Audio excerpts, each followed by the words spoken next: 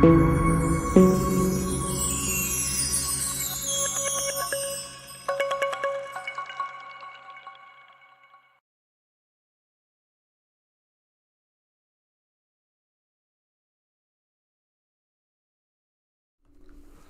again, we're in Daniel chapter 11 this time, and as you know, chapter 10 went relatively quickly.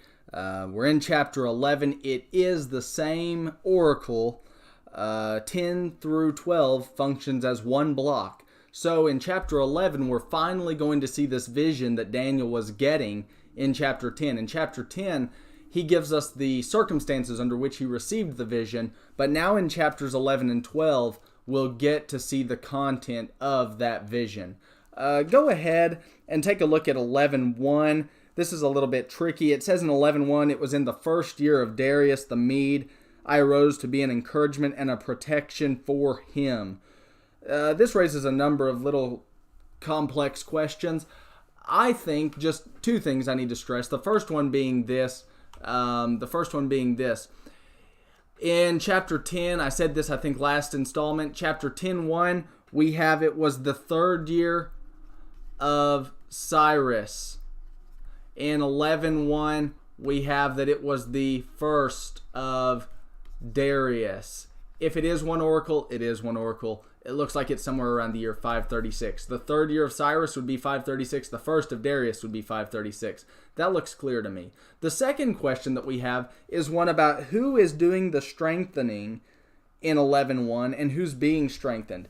If we're right to see this as part of chapter 10, and we are, then chapter 10, it looks like it's the interpreter, the one who's interpreting the vision for Daniel. The interpreter is strengthening Michael the prince, is what it looks like.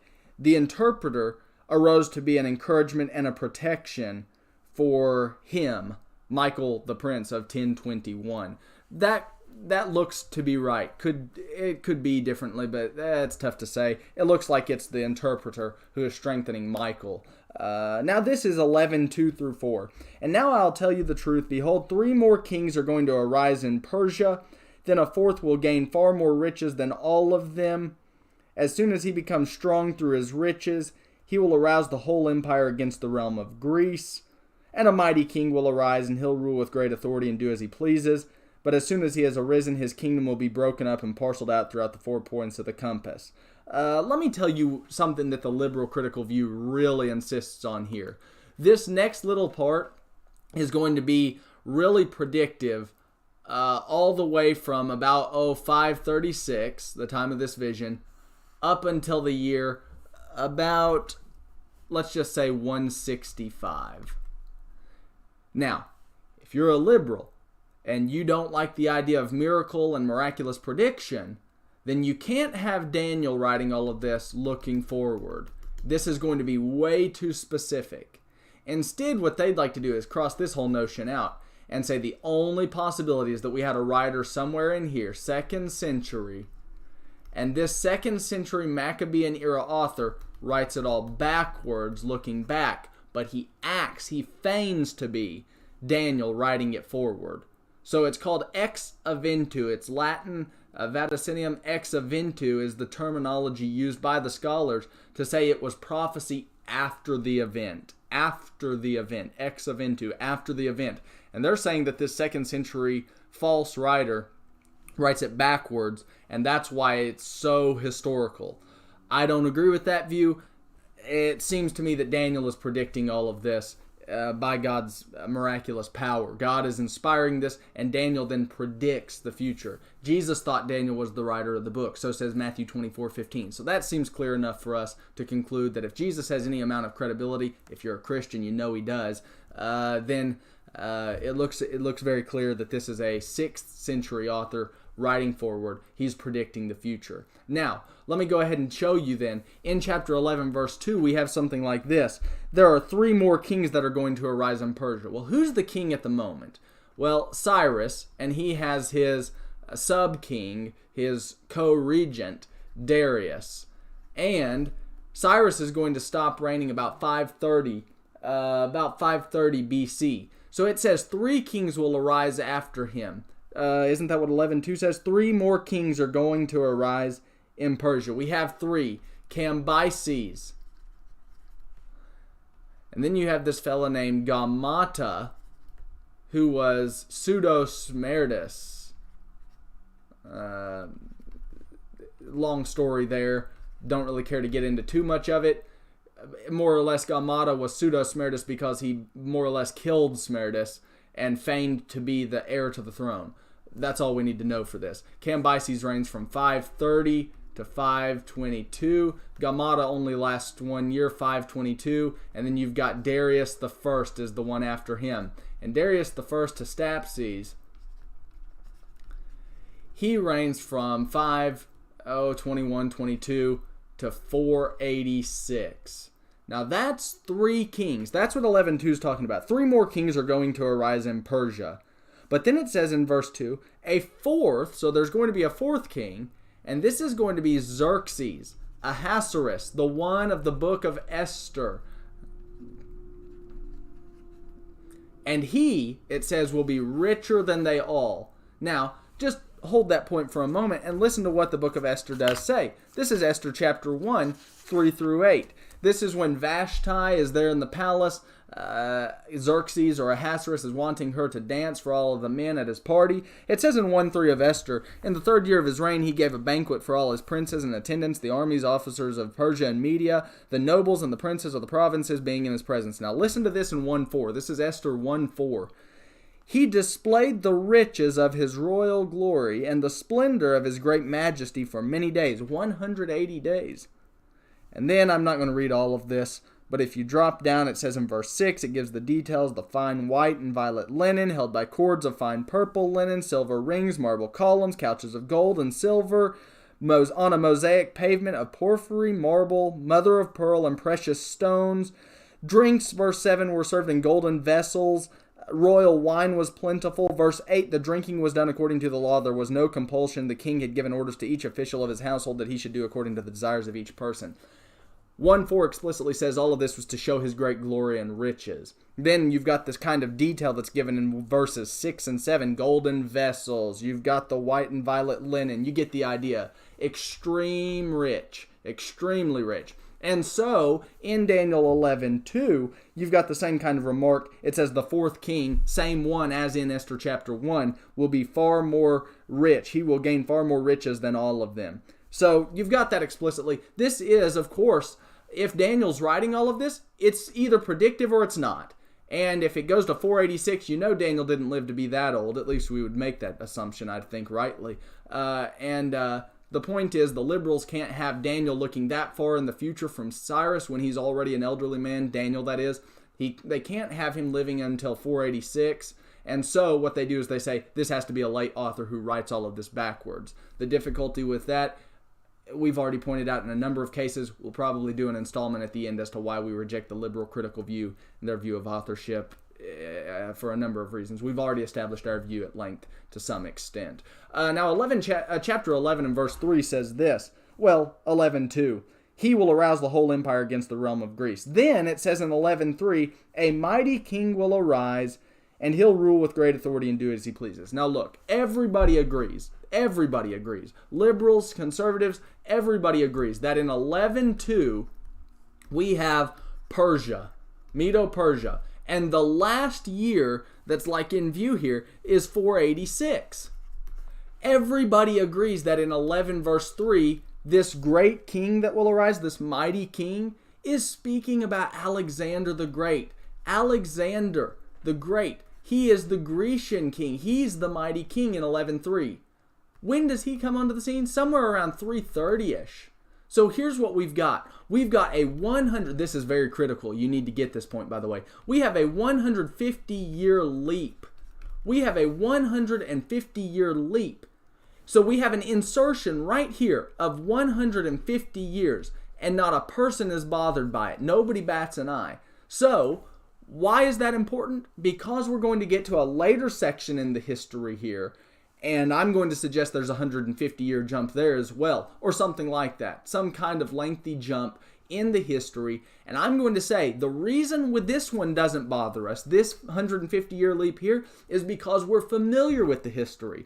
I'm going to suggest later on that if we were familiar with the history, another leap like this wouldn't bother us either. Keep this in mind. I'll make an allusion to it when we get down to about 1136. Okay, so in verse 2, you've got Persia in view.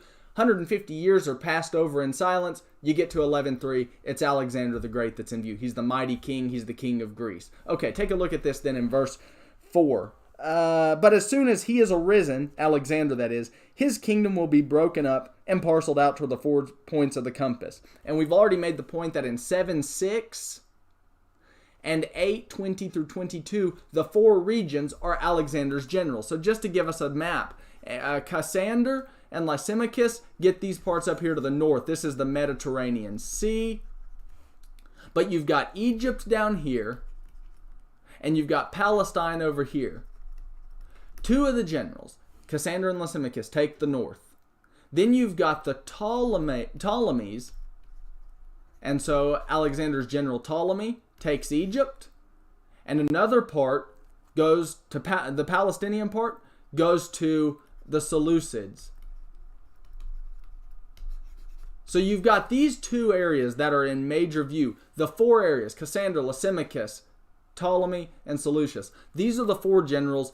This is what's in view in Daniel chapter 11 and verse 4. And like I said, the conservatives agree on that point. The liberals agree on this point. We're not even in a controversial section here, other than the fact that we would contend that it is miraculously predictive by Daniel, a 6th century author. So as you take a look at chapter 11 and verse 4, those are the 4 points. It says, though not to his own descendants, nor according to his authority which he wielded, for his sovereignty will be uprooted and given to others besides them. In other words, Alexander's going to lose his kingdom. It's going to be given to his 4 generals. That's what we've just displayed.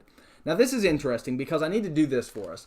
In chapter 11, the concern is going to be on the king of the north and the king of the south. And we're going to have those 2 terms represent the Ptolemies, the south, and the Seleucids, the north. So let me go ahead and give us a little bit of a chart here. If we were to write the Ptolemies, and we'll go ahead and write /south, and the Seleucids, and we'll write /north. Okay. I'm going to go ahead and give us this chart just to show us how things play out. You have this first one in the year 323. His name is Ptolemy the First, Soter. And then at the same time, you've got in 323, you've got Seleucus the First, Nicator or Nicator, however you pronounce that, who knows? Some scholar knows, I'd say. Then in 284, Soter is going to be removed, the first one, and it's going to be Ptolemy the Second, Philadelphus. I'm told that it's around this time that the LXX was being translated and worked on by the committee to translate the Old Testament, the Hebrew Old Testament, into Greek. About 280, then you've got this other fellow, Antiochus. This becomes a name that we'll hear here in just a moment a little bit more frequently. This is Antiochus the First, Soter. And then you've got in 261, you've got Antiochus the Second, Theos. All of this will make a little more sense once we start reading the text with this chart on the board. And then you've got in 246, you've got Seleucus the Second, and his name is Callinicus. And then you've got also at the same time over here in 246, you've got this fellow named Ptolemy the Third, Euergetes. So all that's in 246. That actually lines up there. 246 is when the third Ptolemy takes over. It's when you've got this other king in the Seleucid kingdom taking over in 246 at the same time. And then you've got in 226, you've got Seleucus the Third, Soranus. We'll just abbreviate that. And then in 225, you get this fella named Antiochus the Third, and he's a major player. the Great. He is the father of the one we're going to really spend some time talking about, Antiochus IV Epiphanes. And then in 221, you've got Ptolemy IV Philopator.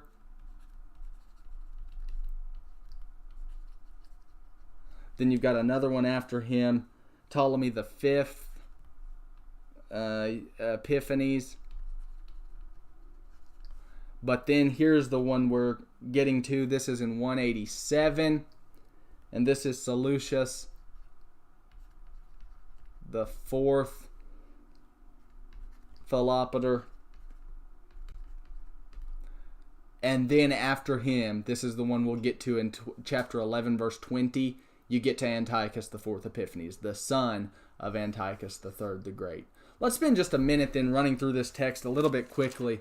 And we'll take a look at 11 verse 5. So after Alexander's nation breaks up into the four parts, the two that become known as the King of the North and the King of the South, for the Bible student here in chapter 11, and like I said, all of the liberals, all of the conservatives, everybody agrees on this point, so don't think that this is some major point of contention that I'm just briefly passing over. This is 11 and verse 5. The King of the South, that's down in Egypt, will grow strong. So the King of the South, that terminology, that phrase, represents the kingdom of the South. It's the Egyptian section. Along with one of his princes who will gain ascendancy over him and obtain dominion. His domain will be a great dominion indeed. So in verse 5, the King of the South would be this Ptolemy I Soter. And it says then, with one of his princes, Seleucus I Nicator, right here, he'll gain ascendancy over him and obtain dominion. His domain will be a great dominion indeed. After some years, this is 11:6 if you've got your Bible open, Daniel chapter 11 and verse 6. After some years, they will form an alliance, and the daughter of the king of the south, at this point I think we're talking about the second Philadelphus, in chapter 11 and verse 6, the daughter of the king of the south, the daughter of second Philadelphus, will come to the king of the north, Antiochus I. So we're dealing somewhere in this time period here at this point, to carry out a peaceful arrangement, by marriage that is. And it says in 11:6, but she, the daughter, will not retain her position of power, nor will he remain with his power, but she will be given up along with those who brought her in, and the one who sired her, as well as he who supported her in those times. Ptolemy II gives his daughter Berenice to Antiochus I's son, Antiochus II Theos, to form an alliance, and it fails. So the second here, he actually is the son who tries to marry the daughter. You get the idea. Verse 7, but one of the descendants of her line will arise in his place. This is her brother, Ptolemy III Euergetes. The brother here, it seems, is going to rise up. And he's going to take revenge on the north. He's going to come up from Egypt. This is Egypt. I don't know if I made that clear enough or not, but this is Egypt, the south, of course, and this is Palestine. And so Egypt in the south is going to move up to the north to try to conquer. And this is the third Euergetes, and he's going to move against, in verse 7, one of her line will arise in his place. He will come against their army, against Palestine, and enter the fortress of the king of the north, and he will deal with them and display great strength. Okay, move into verse 8. Also their gods with their metal images and their precious vessels of silver and gold he will take into captivity to Egypt. So Ptolemy III Euergetes is going to invade. He's going to bring all of this spoil back to Egypt. And he on his part will refrain from attacking the king of the north for some years. In 221, he dies. Euergetes dies. He dies. And it says in verse 8, he refrained for some years attacking the king of the north. Verse 9, then the latter, probably speaking about Seleucus II Callinicus, he, during his time then, as he's going to die, Euergetes is going to die in 221. Well, this fella here who started his reign in 246 and would cease in 226, in his time, he would enter the realm of the king of the south, but he returns back to Palestine, unsuccessfully invading Egypt. Then in verse 10, his sons will mobilize and assemble a multitude of great forces. That is his sons. So the third, Soranus, he's going to mobilize forces. And one of them, verse 10, will keep on coming and overflow and pass through, that he may again wage war up to his very fortress. So he invades Egypt. Cyrannus here, Seleucus III Cyrannus, he's going to invade Egypt. And or Antiochus III rather. Antiochus III Cyrannus. No, it is Seleucus III, isn't it? Seleucus III Cyrannus is going to invade Egypt. He does invade Egypt, and even goes up to the palace, it says, the fortress in verse 10. And he continues his invasion until 225. Until 225. And it says in verse 11, the king of the south then will be enraged. And this is speaking of the fourth Philopater. This fellow here, Seleucus, or Ptolemy the fourth Philopater, he's going to be enraged, it says in verse 11. And go forth and fight with the king of the north. Then the latter will raise a great multitude, but that multitude will be given into the hand of the former. So he, the fourth Philopater, invades as a retaliation against Antiochus III the Great, sometime after the year 221. He invades in retaliation. There's a lot of intertestamental period history going on right now. At this time, Hannibal of Carthage is going up against Rome. He's later on going to come into the scene, and he's going to side up with Antiochus III the Great. This is verse 11, what we're talking about. Verse 12 says, when the multitude is carried away, his heart will be lifted up. He'll cause tens of thousands to fall, yet he will not prevail. Verse 13, for the king of the north will again raise a greater multitude than the former, and after an interval of some years, he will press on with a great army and much equipment. In other words, Antiochus III the Great then is going to come against the fourth Philopater over here again. He's going to attack this king. And so, read with me, this is verse 14. Now in those times many will rise up against the king of the south.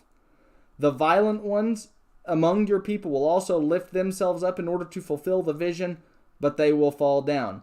Antiochus III the Great influences many of the rebellious, stubborn Jews, and they even help him invade. They've set the stage, basically, for Antiochus IV Epiphanes. Antiochus III, catch this, Antiochus III has two sons.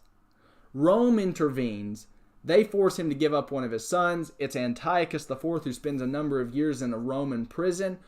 Antiochus IV is going to come back, and he's going to seek revenge, more or less. So then you have this in verse 15. Then the king of the north will come, cast up a siege ramp, and capture a well-fortified city, and the forces of the south will not stand their ground, not even their choicest troops, for there will be no strength to make a stand. Verse 16, 11:16 of Daniel. But he who comes against him will do as he pleases, and no one will be able to withstand him. He'll also stay for a time in the beautiful land with destruction in his hand. This is all during the days of Antiochus III the Great. He'll set his face to come with the power of his whole kingdom, bringing with him a proposal of peace which he will put into effect. He will also give him the daughter of women to ruin it, but she will not take a stand for him or be on his side. Antiochus III gives Cleopatra, not the famous one you think of during the Roman era with Octavian and Mark Antony, but another Cleopatra, gives the daughter to Ptolemy V Euergetes. Ptolemy V, and she ends up turning. Verse 18, he'll turn his face to the coastlands and capture many, but a commander, the Roman, Cornelius Scipio, he actually steps in and defeats Antiochus III in 180 BC, something like 180 or 190 BC, and he, the commander, verse 18, the Roman commander Cornelius Scipio, will put a stop to his scorn against him. Moreover, he will repay him for his scorn. This is verse 19, so he'll turn his face toward the fortresses of his own land, but he'll stumble and fall and be found no more. Okay, so far, all of that's really thorny. It's very historical, but we've gotten to the point where we need for the rest of the vision. And this is what Daniel's doing. He is just detailing, he's outlining, he's demonstrating the future of the Jews. So said 10:14. He's covering those 62 weeks in Daniel chapter 9. In Daniel chapter 9, verses 24 through 27, we had the breakdown of the 7 weeks, the 62 weeks, and the final week. And this is all of those 62 weeks that were passed over in silence in Daniel chapter 9, 24 through 27, chapter 11, verses 5 through, about 35 covers this time here. It covers the 62 weeks that had formerly been passed over in silence. So, you've got the same thing in chapter 9, 24 through 27. It could be dropped right over chapters 10 through 12. This is a lengthier oracle, and 11, 5 through 35 gives us some of those details that were passed over in silence right here in Daniel chapter 9. So, we get to Daniel chapter 11 and verse 20, and it says, in his place, in the place of Antiochus III, the Great, who is a famous fellow. He's one of the more prominent or important kings in this time. It leads into Antiochus IV, Epiphanes and his desecration and desolation and all of that. Antiochus III, the Great, has two sons.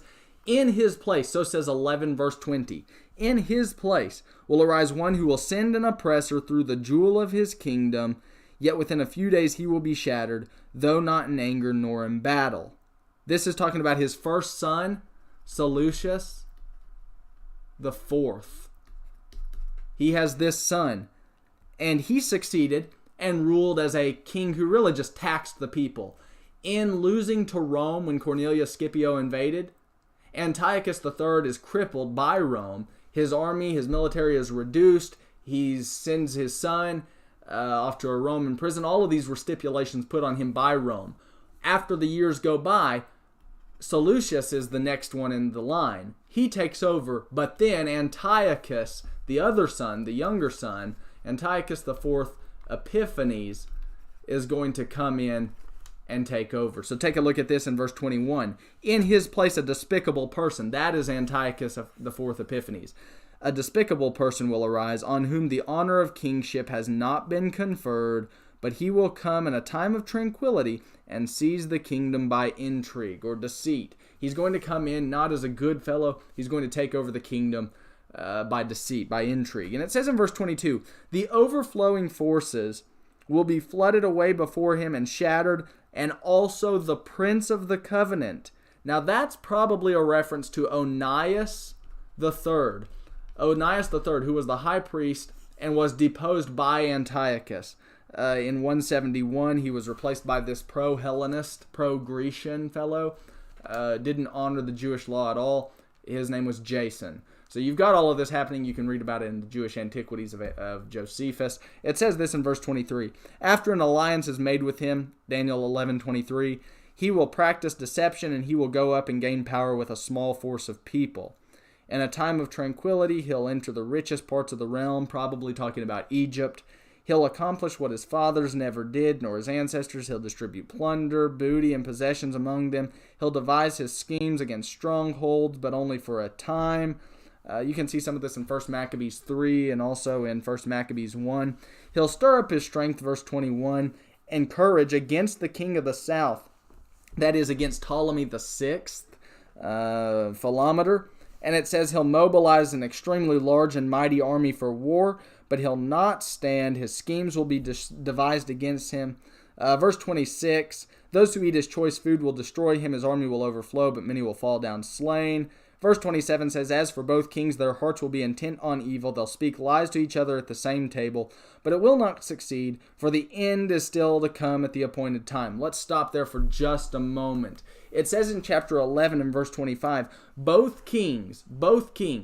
So you've got down in the south, Egypt, you've got Ptolemy the Sixth. In the north, you have Antiochus the Fourth. Now, Rome's eye is all over the situation. Rome is watching. Rome's not an imperialized nation yet. It's still not there. Octavian Augustus Caesar will be the first in 27 BC. This is all taking place in the year, it's close to 171 BC. So we're still a number of years off from the Roman involvement to an extreme level. But Rome's eye is all over this. And so Antiochus and Ptolemy are conspiring with each other, and verse 27 talks about that. They're intent on evil, they speak lies to each other. All of this is for a purpose of just simply not getting Rome's attention. So verse 27, it says, the end is still to come at the appointed time, talking about the appointed end of Antiochus IV, and that vision pertaining to him. Antiochus' end will come, is what verse 27 is saying. So in verse 28, then he will return to his land with much plunder, Antiochus will, after plundering Egypt and looking like Ptolemy has just allowed all of this. I'm passing over some of the details. It says in verse 28, his heart will be set against the Holy Covenant. It's upon this return from Egypt that he's going to start bringing a real desolation to Jerusalem. Antiochus will. Antiochus is the one over the Palestinian area. And so it says he'll take action and then return to his own land. You can read all of his criminal acts in 1 Maccabees chapter 1 primarily. Josephus documents some of this as well. This is verse 29. At the appointed time, he, Antiochus, will return and come into the south. This is Antiochus' second invasion down into Egypt. He goes back into the south. But this last time it will not turn out the way it did before. Rome gets involved. The story has it that there was a circle drawn around Antiochus, and the Roman general tells him more or less, until you leave this circle drawn in the sand around Antiochus, you need to decide if you're going to fight or if you're going to return back to the homeland. Antiochus agrees to Rome's terms, doesn't like it, but he returns back to Palestine and doesn't involve in the battle. So he loses his plunder into Egypt this next time, and this makes him angry. He takes his vengeance out on the Jews as he gets back into the homeland. This is verse 30. Verse 30. The ships of Kittim. This is the Roman fleet under Popilius Linnaeus, the Roman leader at this time of this certain battalion, will come against him. Therefore he will be disheartened and will return and become enraged at the Holy Covenant and take action. That's what I was just telling you about. Antiochus goes back to the homeland and he starts to take his vengeance out on the Jews. So he'll come back and show regard for those who forsake the Holy Covenant. This is 11:31 of Daniel. Forces from him will arise, desecrate the sanctuary fortress, and do away with the regular sacrifice, and they'll set up the Abomination of Desolation. Let's spend a moment talking about this. We've had two texts now. Daniel chapter 8 and verse 13, and now chapter 11 and verse 31. Both of these texts use this phrase, the Abomination of Desolation, or something comparable. 8:13 is worded a little bit differently. It says in 8:13, the transgression that causes horror, or it's something like that. It's the same thing, the Abomination of Desolation. We have another couple of texts, Daniel chapter 9 and verse 27, and then chapter 12 and verse 11, where the Abomination of Desolation is used. I'm going to tell you right now that in the context in 8:13, we've already seen that was the context of Antiochus. In 11:31, we have the context of Antiochus. But if you remember our study of chapter 9, Daniel chapter 9, this reaches all the way up to the end of the Jewish Commonwealth. And that's not Antiochus. It reaches beyond that.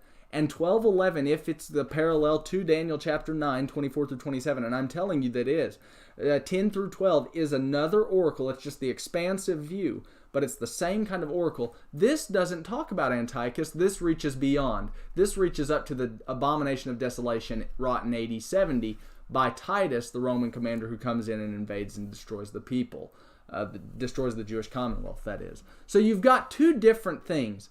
What I think's going on, and I'll explain this maybe more when we get to chapter 12 and verse 11 again, but I think what we've got is this. Antiochus and the minor seems to undermine it or undercut it a little bit more than I'd like, but it's still not the Abomination of Desolation where it destroys the city, the sanctuary, and the holy people. None of those things happen under Antiochus. I think that the thing wrought in Antiochus becomes a type. And I think Jesus gets all of this. And in Matthew 24, he takes that sort of thing and says something like it's happening again, but he also knows that Daniel 9:27 and Daniel 12:11 haven't been fulfilled. So he sees 8:13 and 11:31 as being typical, a type of what yet is to come in fullness in AD 70. And I think that happens per Matthew 24:15, where he says, Daniel spoke about the Abomination of Desolation. It'll be fulfilled when the Romans invade. That's Matthew 24. He says that in regards to the temple being destroyed as he sits upon the Mount of Olives and tells all of this to the disciples. That's Matthew 24. Give it a read sometime. Okay, so as we get back to chapter 11:31, Antiochus is going to set up what is called an abomination of desolation, but he doesn't destroy the city, the sanctuary, or the holy people. And so, in verse 32, by smooth words he'll turn to godlessness those who act wickedly toward the covenant, but the people who know their God, the faithful remnant, even under the Old Testament, will display strength and take action. Is this referring to the Maccabees? First Maccabees is a historical, apocryphal book, but it talks about some of these things. Maybe it is talking about the Maccabees. Maybe it's not. Tough to say with any real certainty. It says in verse 33, those who have insight among the people will give understanding to the many. Now, Matthew 24:15 kind of makes an echo back to that. The people who have insight. Christ is wanting them to see that Antiochus stands as a type for the coming desolation in AD 70 when the Romans invade and actually level the temple. And so Matthew, in Matthew 24:15, even adds this parenthetical remark. This is Matthew 24:15. Listen to this. Matthew 24:15 says, let the reader understand. That's the same kind of remark that you've got in 33. Those who have insight, those who have understanding. In chapter 12 and verse 10, we'll talk about that context when we get there. But in Daniel 12:10, you've got the same kind of remark. Those who have insight will understand. Jesus is pulling all of this together to say what happened in Antiochus, and there was a remnant then that stood up for what was right and didn't cave to the pressure. Jesus calls attention to that, sees that Antiochus's day stands as a type. Matthew adds the parenthetical remark there in Matthew 24:15, let the reader understand. What do you think Matthew is telling? He's telling to see what happened in Antiochus's day as recurring. It's going to happen again. The abomination of desolation that was wrought in Antiochus's day, but didn't fully destroy the city, sanctuary, or holy people, will happen in fullness in the times of Jesus at the fall of the temple in AD 70. So this is Daniel 11 and verse 33. Those who have insight among the people will give understanding to the many, yet they will fall by sword and by flame, by captivity and by plunder for many days. All of this is still in the context of Antiochus the Fourth Epiphanes.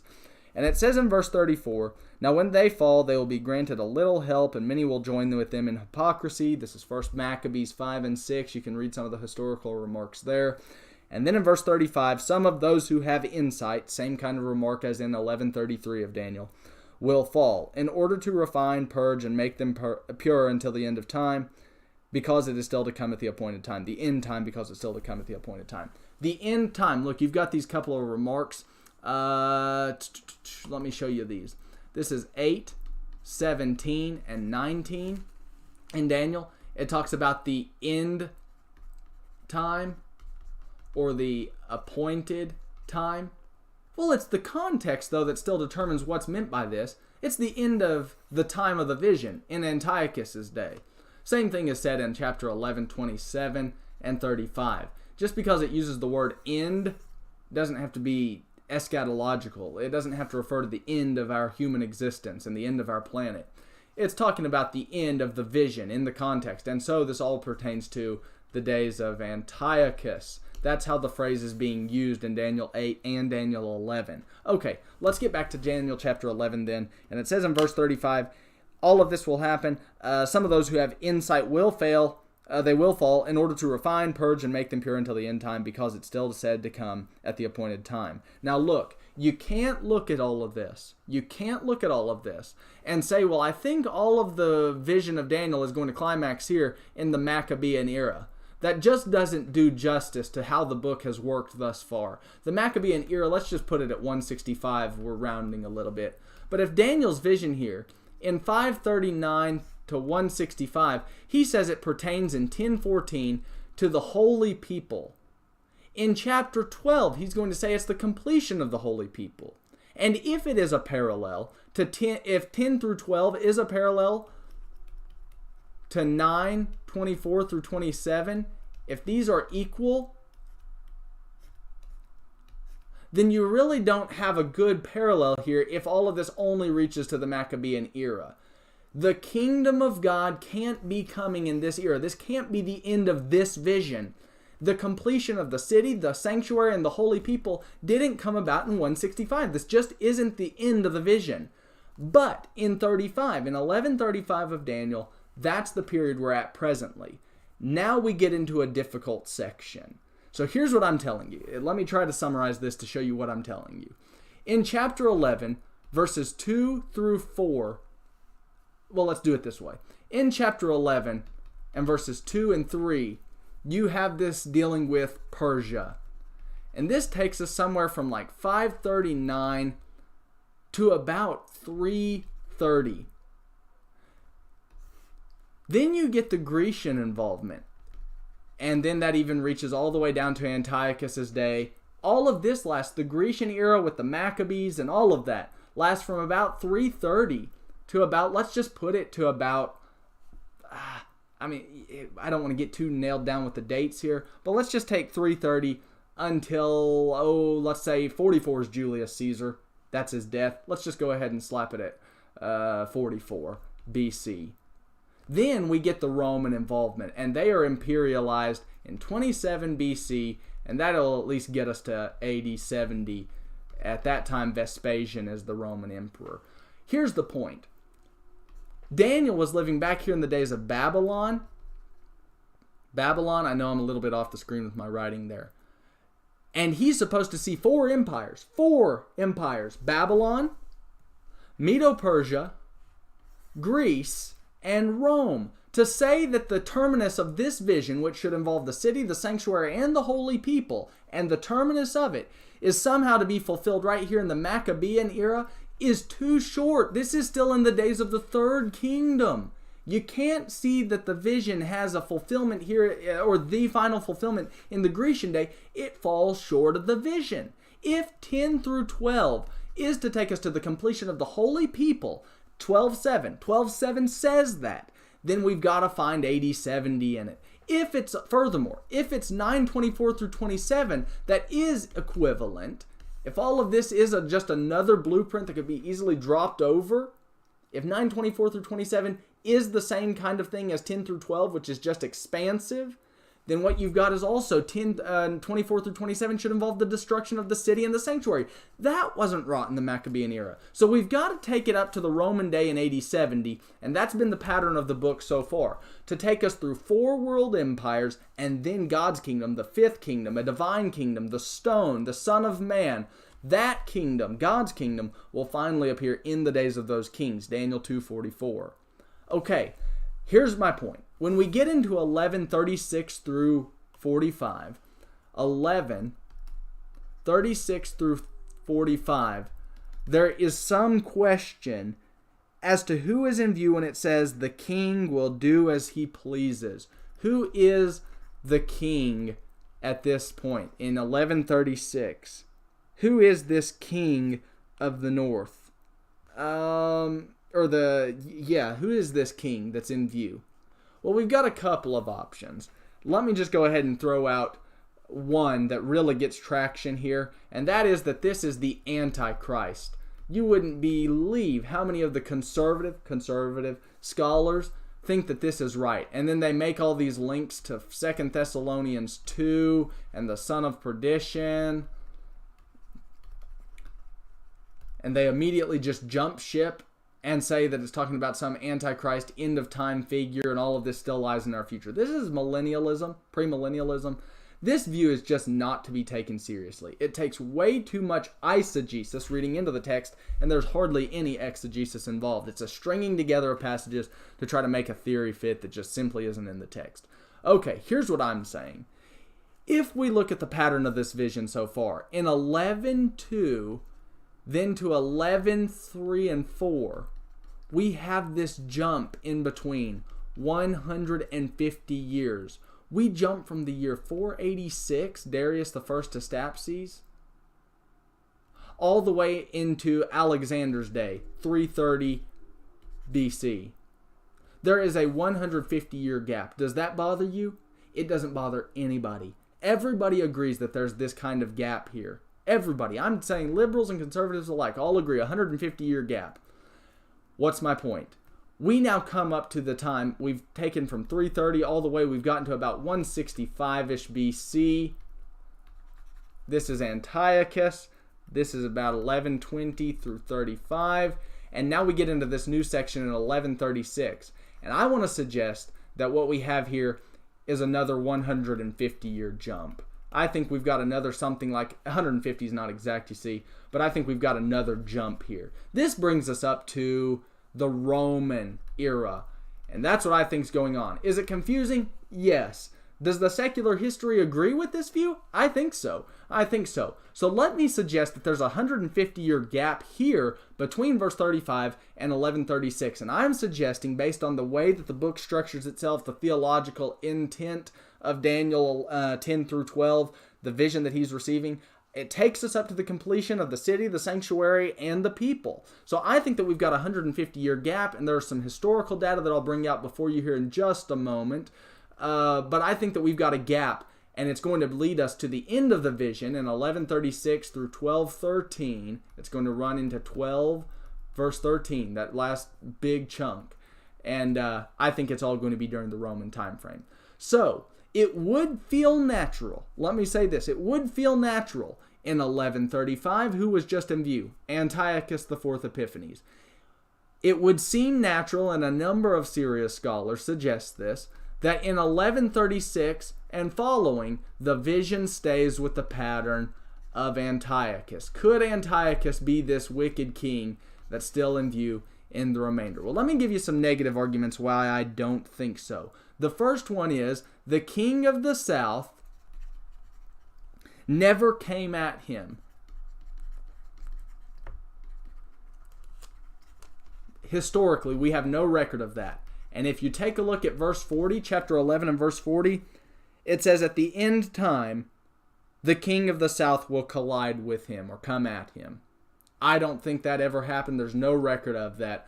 The king of the south never came up against Antiochus, the king of the north. Okay, so there's a second reason, and that is that Antiochus didn't invade Egypt 4 times. No 4 invasions. Yet, that'd be precisely what we'd have. Verse 42 says, he'll stretch his hand against other countries and the land of Egypt will not escape.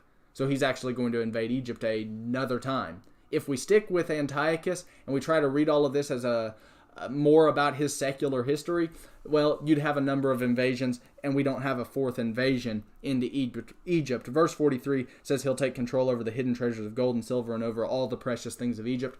That didn't happen a 4th time. The third thing is this. Antiochus didn't take Libya,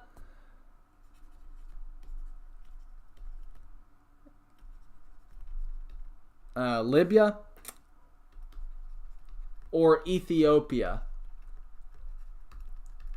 Yet, in chapter 11 and verse 43, it even says the Libyans and the Ethiopians will follow at his heels. So we have this in 42 and 43. And this is verse 43. And then our 4th point is this. Antiochus wasn't the master of riches, and particularly at his death. Not master of riches. In fact, if you read 1 Maccabees chapter 6, he dies by disease, and his attempt is to try to loot pagan temples in order to get riches. He's not a master of riches. Verse 43 actually says he'll gain control over the hidden treasures of gold and silver and over all the precious things of Egypt. This just doesn't happen. So I could tell you a number of scholars. J.J. Collins, he's a professor of Old Testament at Yale. Milton Terry. Milton Terry was an advocate of this kind of view, but he says here, the text, Bombs, doesn't get it right. This never happened in Antiochus's day. These liberal scholars who would favor this liberal view, you see, even they admit this kind of thing didn't happen. So their suggestion is to say Daniel got it wrong. My suggestion is that in 1136, Daniel is the 6th century author of the book, and my suggestion is that he got it exactly right, but he's talking, and he's in prophetic vision, of course, but he's talking about something else. He's not giving us a play-by-play prediction of Antiochus. Something has changed. I think in 1136, then, we need to abandon the Antiochus view and say that in 1136 and following, the phrase King of the North stands for Rome. Let's see if I can't establish this with a number of reasons. Number 1, the consistent pattern of the book. What I mean by that is that Daniel has consistently taken us all the way from Babylon to Rome. For him to take us only up to Antiochus with this vision which is parallel to chapter 9, 24 through 27, falls extremely short. 9:24 through 27, I've already argued why it has to take us to the Roman involvement. It sees the complete end of the city, sanctuary, and in 12:7, the end of this oracle is with the completion of the holy people, the Jewish commonwealth. None of this happened during Antiochus's day. Only a liberal critical view can take 9:24 through 27 and say that that talks about Antiochus. Look, it doesn't. 9:24 through 27, we've already argued three reasons in 9:24 through 27 why that oracle also, if it's parallel to 10 through 12, and it is, can't end in Antiochus. You've got the two references to the Messiah, the Prince. Both references are at the end of the 69 weeks. That speaks of Jesus Christ, the Messiah. Daniel didn't know his name. It's Jesus Christ, the Messiah. The second point that we made was it involves the destruction of the city. That was Daniel chapter 9 and verses 26 and 27. He'll destroy. So says Daniel 9:26. He will destroy the city and the sanctuary. Antiochus never did that. So that's our second argument why 9:24 through 27 can't end in Antiochus. And then the third argument we gave was this. If a second century writer was trying to write all of this backwards about Antiochus, he would have never said, a second century author would have never said that he would destroy the city, sanctuary, and holy people. 12:7. So, you can't have 9:24 through 27 ending in Antiochus, and if this pattern follows, 10 through 12 is just a duplication and expansion of 9:24 through 27. If 10 through 12 does equal 9:24 through 27, the consistent pattern has taken us all the way up to the Roman involvement. And Daniel 2 and Daniel 7 do the same thing. It takes us from Babylon to Rome. The second argument is this. The king's character fits well. The character fits Rome well. This is a description of the villain. So, I'll read this here in just a moment, but just keep in mind, as we enter into the New Testament, the Roman Empire, the characterization is just that of another oppressor. It's the same kind of characterization that we get of Babylon's king Nebuchadnezzar, or the pharaohs of the Old Testament, or Antiochus the Fourth Epiphanes, or Ezekiel 28, the king of Tyre. All of these other oppressors, the same kind of characterization is said about whomever this king of the north is here. I'm saying that as we enter into the New Testament, it fits Rome well for a number of reasons. I'll demonstrate some of that as we start to read the text. The third argument is this. Rome's battles fit well. So, it says in verse 40, the king of the south will collide with him, the king of the north will storm against him, with chariots, horsemen, and many ships. Battles like the Battle of Actium in 31 BC, there are a couple of others, but I mean, you know how the ships, the fleet came down with Octavian Augustus Caesar. They invade and take over Egypt. Antony and Cleopatra commit suicide. The fleet, the ships, and then the chariots and all of this coming in. This fits Rome's battles against Egypt, around 31 to 27 BC. 27 would be when Octavian finally returns to Rome and imperializes the nation, and he is crowned as the first king of Rome. Then there's our fourth thing. So it fits Rome's battles. They fit quite well. Daniel 12:1. In the oracle. All of this is still one oracle. Unfortunate chapter division, but I suppose it is fortunate in that it breaks it up a little bit easier and not so many verses. But Daniel 12:1 looks to me to equal Matthew 24 and verse 21. Look at this. This is 12:1. Now at that time, I'll say this when we get to chapter 12, but 12:1 is looking right back into 11:36 through 45. 12:1 says, now at that time, the time of the vision of 11:36 through 45, Michael, the great prince who stands guard over the sons of your people, will arise. Now listen to this in 12:1 of Daniel. And there will be a time of distress such as never occurred since there was a nation until that time. Daniel 12:1 says there will be a time of distress such as never occurred since there was a nation until that time. This is Matthew 24 talking about the upcoming fall of the temple in AD 70. And it says in Matthew 24:21, then there will be a great tribulation such as has not occurred since the beginning of the world until now, nor ever will. Let me say that again. Daniel 12:1 talks about this great time of distress, AD 70, during the Roman era. Matthew 24 is talking about the invasion of the temple, which would involve the destruction of the city, sanctuary, and holy people. And it says in Matthew 24:21, in those days, the days when Rome invades, that there will be a time of distress, a tribulation, such as never occurred since the beginning of the world till now. Now, this is also strengthened by a Greek point. You have this Greek word, thlipsis, means something like distress, tribulation, persecution. This word is used in the Greek Old Testament of Daniel 12:1, Matthew 24:21, or also Mark 13, I think it's 19, Mark 13:19. Both of those, it's the parallel to Matthew 24, use this word thlipsis. Looks to me like it's an echo or an allusion in specifically to Daniel 12:1. It's the same event, it looks like to me. AD 70 would be extremely fitting as the time of the distress. And then number 5, the vision ends. Daniel 12:1, I've made this point a number of times. The vision ends with complete destruction of the people. 12:7, the shattering of the holy people. Antiochus' day doesn't fit. Rome certainly would. AD 70 certainly would. So I think we've got 5 reasons why we're compelled to see Rome here. We've got 4 reasons why we shouldn't see Antiochus. It compels me to think that what we've got is the Roman involvement. Okay, let's run through this then a little bit quickly and see if we can't close this out. This is 1136. Then the king, probably the Roman, the king of the north, the king of the south, those phrases function for the regime.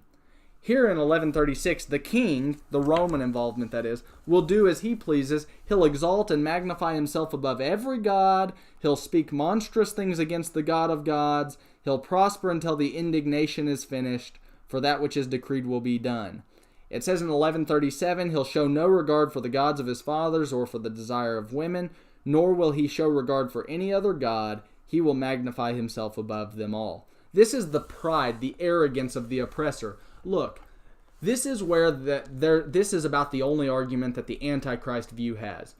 The Antichrist view tries to take this and say, well, this sounds an awful lot like 2 Thessalonians 2 and Paul's son of perdition, the man of sin.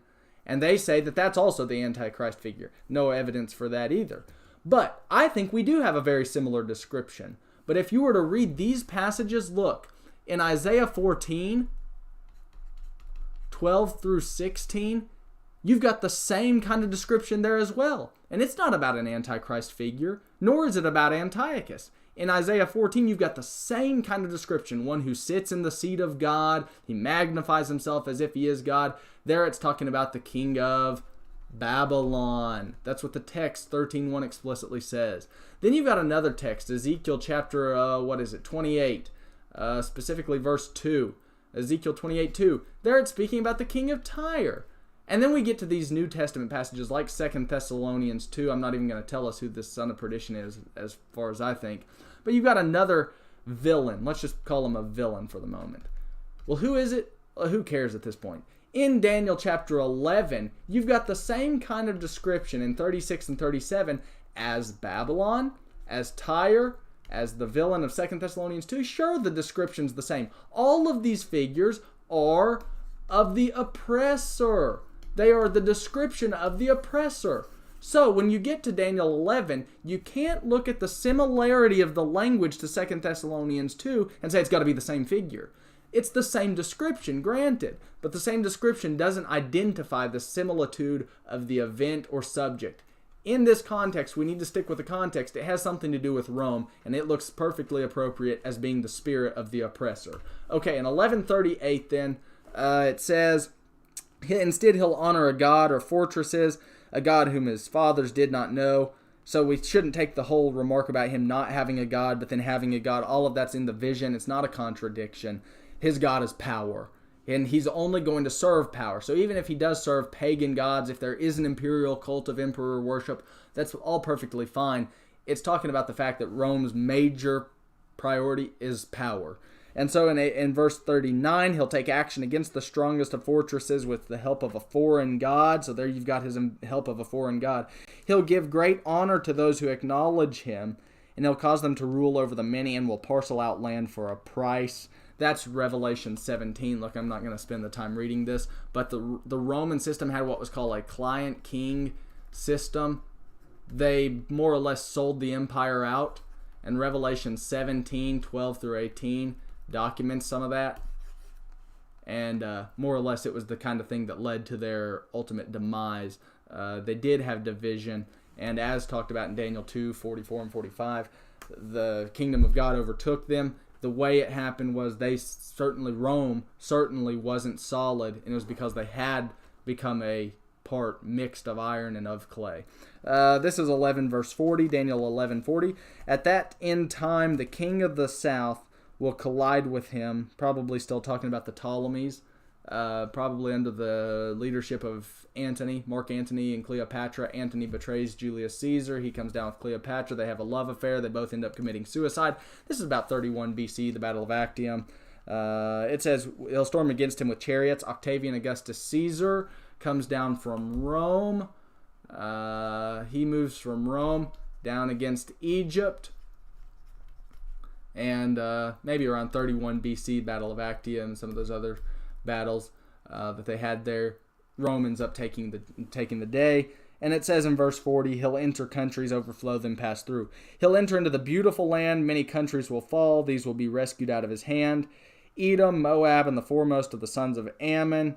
These are the three traditional enemies of Israel. So in the vision, it's appropriate, even if it's not a literalistic remark, it's appropriate to use the three traditional enemies of Israel just to say, look, even these will fall. Verse 42, he'll stretch out his hand against other countries. The land of Egypt will not escape. There you have that.